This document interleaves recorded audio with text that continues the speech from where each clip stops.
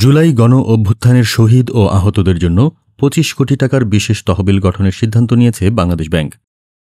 রাষ্ট্রীয় দায়িত্বের অংশ হিসেবে ঘোষণা করা হলেও প্রশ্ন থেকেই যাচ্ছে, এই পদক্ষেপ কি যথাসময়ে নেওয়া ন্যায্য উদ্যোগ, না দেরিতে আসা এক কৌশলগত দান? ৮ জুলাই বাংলাদেশ ব্যাংকের কেন্দ্রীয় কার্যালয়ে গভর্নর ড আহসান এইচ মনসুরের সভাপতিত্বে এক বৈঠকে এই সিদ্ধান্ত নেওয়া হয়। জানা গেছে, কেন্দ্রীয় ব্যাংক নিজস্ব তহবিল থেকে ১৪ কোটি টাকা দেবে।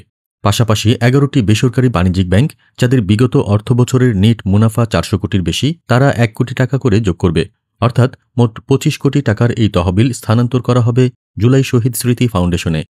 তবে বাস্তব প্রশ্ন হল, এই তহবিল কি যথাযথ সময়েই গঠিত হয়েছে? একটি গণ অভ্যুত্থানে যারা গুলিবিদ্ধ হয়েছে, যারা শহীদ হয়েছেন, তাদের জন্য রাষ্ট্রীয় সহায়তা কেন ১ বছর পরে আসে? আন্দোলনের পরপরই যেখানে জরুরি ভিত্তিতে চিকিৎসা ও শহীদ পরিবারগুলোর সহায়তা প্রয়োজন ছিল, সেখানে এখন তহবিল ঘোষণা কি অনেক দেরিতে আসা দায়হীনতার প্রলেপ নয়? বিশ্লেষকরা বলছেন, এই তহবিল মানবিক হলেও এটি কোনোভাবেই শহীদের আত্মত্যাগের পূর্ণ মর্যাদা বহন করে না। রাষ্ট্র একটি দায়িত্ব নিয়েছে, তবে সেই দায়িত্ব আংশিক, অসম্পূর্ণ এবং প্রতিক্রিয়াশীল। কারণ অর্থনৈতিক দিক থেকে বাংলাদেশ ব্যাংকের এই উদ্যোগ যেমন ব্যতিক্রমী, তেমনি প্রশ্নবিদ্ধ।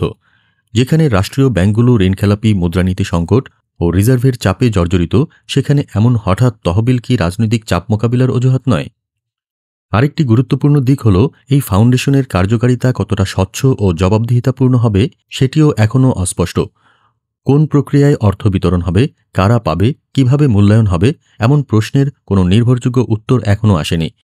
এখন তাই সময়ের দাবি একটাই, শহীদদের প্রতি দায় শুধু তহবিল গঠন নয়, বরং রাষ্ট্রীয় স্বীকারোক্তি, দোষীদের বিচার, আহতদের পূর্ণ চিকিৎসা এবং পরিবারগুলোর আর্থসামাজিক পুনর্বাসন নিশ্চিত করা।